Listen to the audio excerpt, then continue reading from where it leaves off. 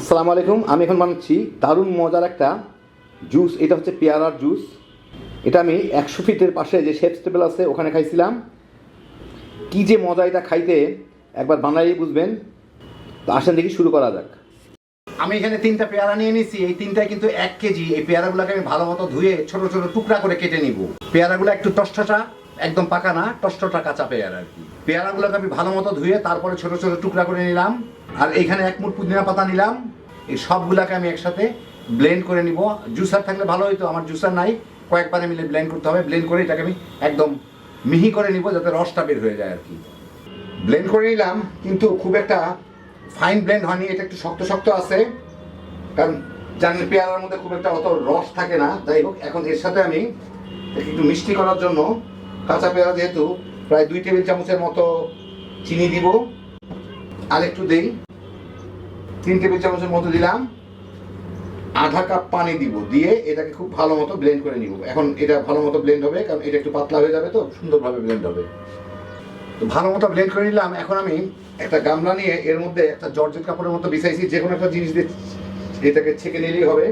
বিছাই এর মধ্যে এগুলাকে দিয়ে একদম ভালো মতো চিপে রসটা বের করে নিব। জর্জেট কাপড়টা একটু শক্ত হয়, সেজন্য চিপতে সুবিধা হয় আর কি। দেখেন এইভাবে চিপে এই যে সবগুলা থেকে একদম রসটা বের করে নিব।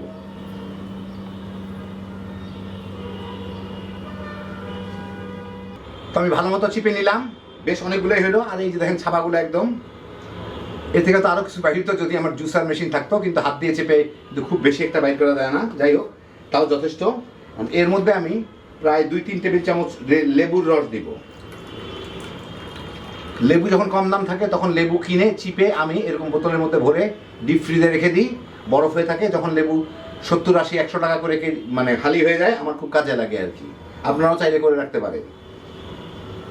এই ব্যাপার মানে ভিডিও আছে একটা, দেখে নিতে পারেন।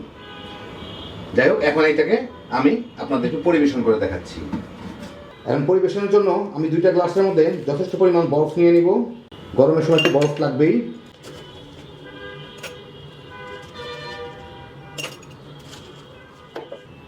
উপরে সামান্য একটু করে বিট লবণ দিয়ে দিব।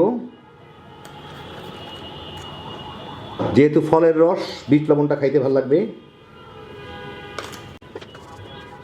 এখন এর মধ্যে পেয়ারার রসগুলা দিয়ে দিব।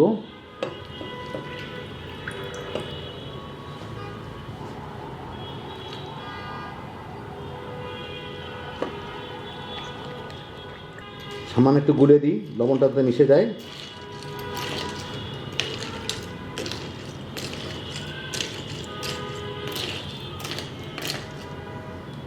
আমার অসাধারণ সৌন্দর্য জ্ঞান দেখানোর জন্য 2টার উপর 2টা পুদিনা পাতা দিয়ে দিব। 2 পিস লেবু লাগাই দিব। তো এই দেখেন হয়ে গেল আমার দারুণ মজার পেয়ারার জুস। দেখলেন খুবই সহজ তৈরি করা, কিন্তু খাইতে যে কি মজা একবার বানালেই বুঝবেন। এটা কিন্তু সহজে কেউ বুঝতে পারবে না যে পেয়ারার জুস। এই রমজানের সময় ইফতারিতে বাচ্চা বড় সবাই মিলে তামা তামা করে খায় ফেলাইতে পারবেন। একদম কম খরচে হ্যাপি জোশের একটা আইটেম। আল্লাহ আপনাদের সবাইকে ভালো রাখুন, সুস্থ রাখুন, নিরাপদে রাখুন। ইনশাআল্লাহ বেঁচে থাকলে আবার দেখা হবে। ফি আমানিল্লাহ।